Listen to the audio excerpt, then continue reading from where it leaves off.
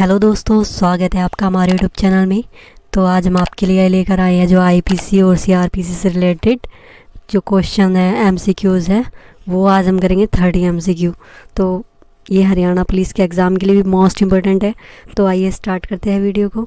जो हमारा सबसे पहला क्वेश्चन है वो है आईपीसी कब बना। इंडियन पिनल कोड यानी कि भारतीय दंड संहिता जो बनी थी,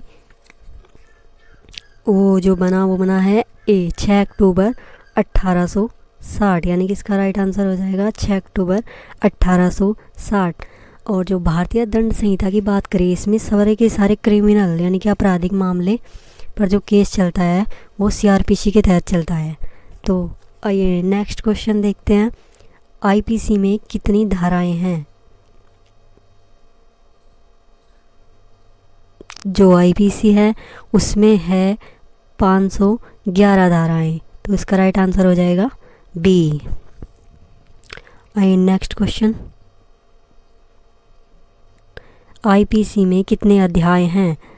आईपीसी में कितने अध्याय हैं? जैसे संविधान के भाग है 22, ऐसे ही आईपीसी में जो है कितने अध्याय हैं वो है 23। तो इसका राइट आंसर हो जाएगा सी, यानी कि 23। तो नेक्स्ट क्वेश्चन की ओर। आईपीसी को उर्दू में क्या कहा जाता है या फिर क्या कहते हैं? आईपीसी को उर्दू में ताज-ई-रात-ए-हिंद कहा जाता है, यानी कि इसका राइट आंसर हो जाएगा A, Tazirat-e-Hind. Next question. CPC कब आया था? देखिए सीपीसी, सबसे पहले सीपीसी होता क्या है? दो तरह के केसेस चलते हैं, एक होता है आपराधिक मामला और एक होता है दीवानी मामला। दीवानी शब्द उर्दू का है, तो दीवानी मामला जो होता है वो सिविल लॉज के अंतर्गत आता है।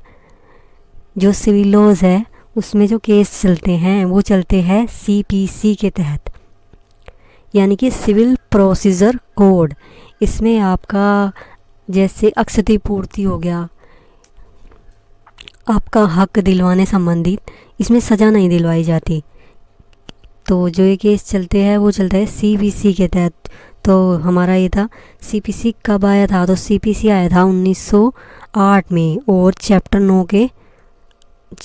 9 है उसके तहत इस 1908 में सिविल लॉ आया। तो इसका राइट आंसर हो जाएगा 1908। नेक्स्ट क्वेश्चन है, भारतीय दंड संहिता में संहिता का अर्थ क्या है? ये क्वेश्चन एग्जाम में पूछा जा चुका है। तो बताइए भारतीय दंड संहिता में संहिता का अर्थ क्या है? इसका राइट आंसर हो जाएगा नियम, कानून। तो नेक्स्ट प्रश्न की ओर चलते हैं। आईपीसी में किसके तहत केस चलता है? तो जो आईपीसी है उसमें केस चलता है सीआरपीसी के तहत। तो ये हो जाएगा इसका आंसर बी, सीआरपीसी।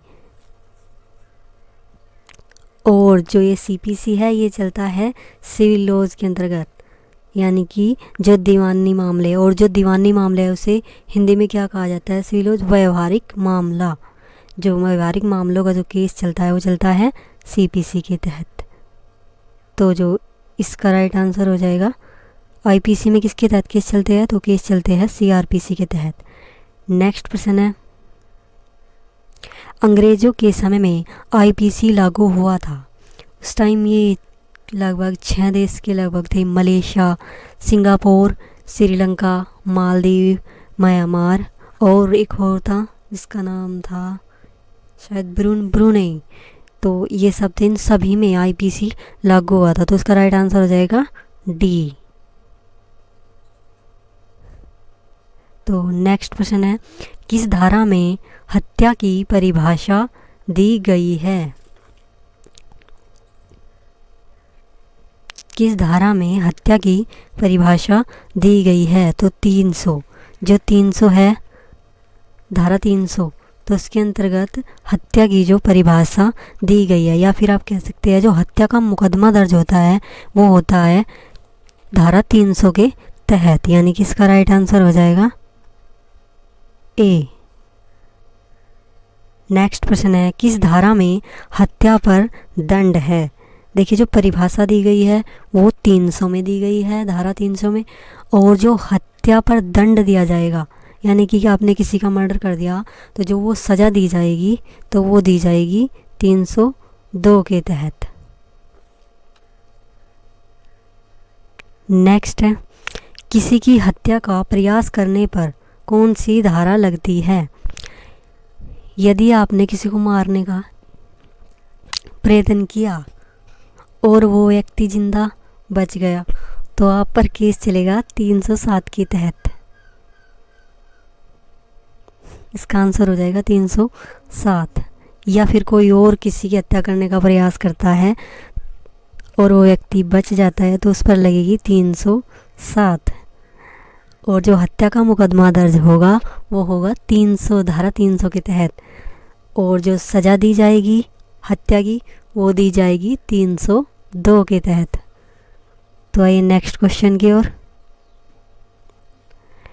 किसी व्यक्ति के साथ ठगी करने पर किस धारा के द्वारा मुकदमा दर्ज किया जाएगा? तो ये आप मुकदमा जो दर्ज किया जाएगा ये किया जाएगा 310 के तहत।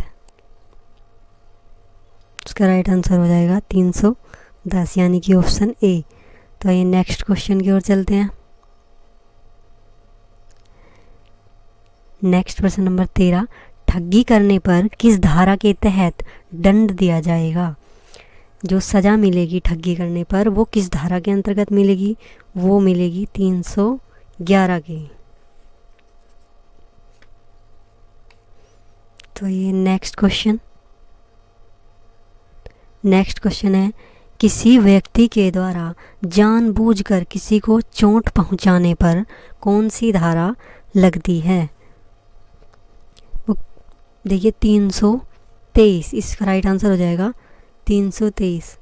आप इसे याद भी कर सकते हैं कि बोल देते हैं कभी कभी किसी को कि आजकल ये बहुत 323 कर रहा है, तो ये किसी को चोट पहुंचाने पर कौन सी धारा लगेगी? 323। इसका राइट आंसर हो जाएगा ऑप्शन ए। ये जो पुलिस के द्वारा इसमें आप जमानत भी हो जाती है, वैसे तो ये भी पूछ लिया जाता है कभी कभी। नेक्स्ट प्रश्न है, किसी व्यक्ति के एसिड अटैक द्वारा घायल होने पर किस धारा में मुकदमा दर्ज किया जाता है? मान लीजिए किसी ने किसी के ऊपर एसिड फेंका और वो व्यक्ति उससे घायल हो गया, तो तब जो उसका मुकदमा दर्ज किया जाएगा वो दर्ज किया जाएगा धारा 326 कै के अनुसार, यानी कि इसका राइट आंसर होगा सी। नेक्स्ट प्रश्न है 16, किसी व्यक्ति पर एसिड अटैक होने पर यदि वह व्यक्ति एसिड अटैक के प्रयास से बच जाए तो उसका मुकदमा किस धारा के तहत दर्ज किया जाएगा? तब किया जाएगा 326 कै के तहत। तो यानी कि इसका हो जाएगा बी। अगर व्यक्ति पर एसिड फेंका गया और वो घायल हो गया तो 326 कै लगेगी। और यदि एसिड अटैक का प्रयास किया गया और वो व्यक्ति बच गया तो उस अपराधी व्यक्ति पर 326 कै लगेगी। आइए नेक्स्ट प्रश्न की ओर। लूटपाट की धारा कौन सी है? जो लूटपाट की धारा है वो है 390। तो इसका राइट आंसर हो जाएगा ए। नेक्स्ट प्रश्न है, घर में घुसकर मारपीट करने पर कौन सी धारा लगती है? तो वो लगेगी 445। तो इसका राइट आंसर हो जाएगा सी। नेक्स्ट प्रश्न है, यदि कोई व्यक्ति किसी स्त्री की लज्जा भंग करने का प्रयास करता है तो उसे किस धारा के तहत गिरफ्तार किया जाएगा? इसका राइट आंसर हो जाएगा बी, यानी कि 354। आइए नेक्स्ट प्रश्न की ओर चलते हैं। प्रश्न नंबर 20, किसी व्यक्ति की मानहानि होने पर वह किस तरह, ये क्वेश्चन प्रिंटिंग में मिस्टेक है, किसी व्यक्ति की मानहानि होने पर जो मुकदमा दर्ज करवाएगा वह तो किस धारा के अंतर्गत करवाएगा, वो करवाएगा धारा 499 के तहत मानहानि का केस दर्ज करवाएगा वो। और जो दंड है वो मानहानि का है धारा 500 में। तो इसका राइट आंसर हो जाएगा मानहानि का जो मुकदमा दर्ज होगा वो होगा 499 धारा के अंतर्गत। तो आइए नेक्स्ट प्रश्न। मानहानि केस में जो सज़ा का प्रावधान है, जो सज़ा मिलेगी वो किस धारा के अंतर्गत मिलेगी, वो मिलेगी धारा 500 के तहत। इसका राइट आंसर हो जाएगा सी। नेक्स्ट प्रश्न है, डकैती की परिभाषा किस धारा में दी गई है। जो डकैती की परिभाषा है वो किस धारा में दी गई है, तो इसका हो जाएगा बी 391। नेक्स्ट प्रश्न है, किसी व्यक्ति को आत्महत्या के लिए उकसाना किस धारा के अंतर्गत दंड है। किसी व्यक्ति को आत्महत्या के लिए उकसाना किस धारा के अंतर्गत दंड है, तो ये हो जाएगा धारा 306। तो इसका राइट आंसर हो जाएगा ए। नेक्स्ट प्रश्न है, किसी व्यक्ति के द्वारा आत्महत्या की कोशिश के पश्चात किस धारा के तहत केस चलेगा, तो वो चलेगा 309 के तहत। CRPC 309 के तहत उसमें सज़ा दी जाएगी उस व्यक्ति को जिसने आत्महत्या की कोशिश की। और 306 में सज़ा मिलेगी उस व्यक्ति को जिसने उस व्यक्ति को उकसाया आत्महत्या करने के लिए। तो इसका हो जाएगा आत्महत्या की कोशिश के बाद जो किस धारा के तहत केस चलेगा, वो चलेगा 309 के तहत। नेक्स्ट प्रश्न है, डकैती के लिए सजा का प्रावधान किस धारा में है। क्वेश्चन नंबर 25, डकैती के लिए जो प्रावधान है सजा का वो किस धारा में है, 395। तो इसका राइट आंसर हो जाएगा 395। और जो डकैती के साथ साथ हत्या भी कर दे तो उसमें होगा 396। तो नेक्स्ट प्रश्न है, अप्राकृतिक बलात्कार की धारा कौन सी है, तो ये इसका राइट आंसर हो जाएगा 377।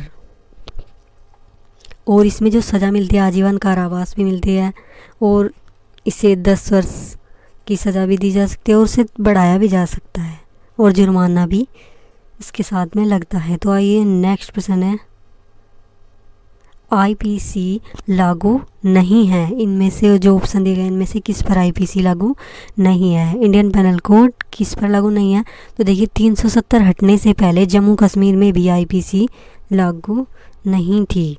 तो 370 हटने के बाद जम्मू कश्मीर में IPC लागू हुआ। और अब इन जो ऑप्शन है इनमें से किस पर नहीं है, तो वह इंडियन आर्मी पर IPC लागू नहीं है। इसका राइट आंसर हो जाएगा बी।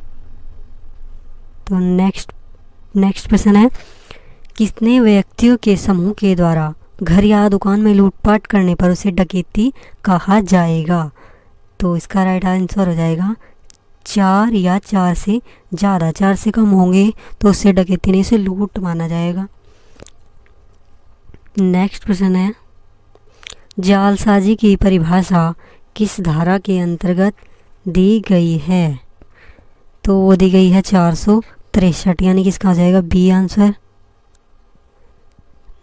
नेक्स्ट है, गर्भपात की धाराएं कौन सी हैं, तो जो 312 है उसमें दिया गया है गर्भपात अपराध है, अगर कोई अपनी मर्जी से करवाए तो भी अपराध माना गया। और 313 में अगर स्त्री की सहमति के बिना गर्भपात कराया जाए तो उसे भी अपराधी माना गया। तो दोनों को, ए और बी दोनों को आंसर माना जाएगा इसमें क्वेश्चन में, तो ये हो जाएगा सी।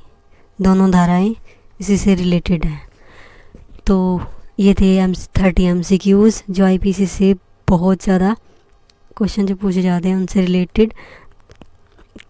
अगर आपको वीडियो अच्छा लगा हो तो चैनल को सब्सक्राइब कीजिएगा और बेल आइकन को प्रेस ज़रूर कीजिएगा। तो थैंक यू। नेक्स्ट वीडियो लेकर जल्दी आपके लिए आएंगे।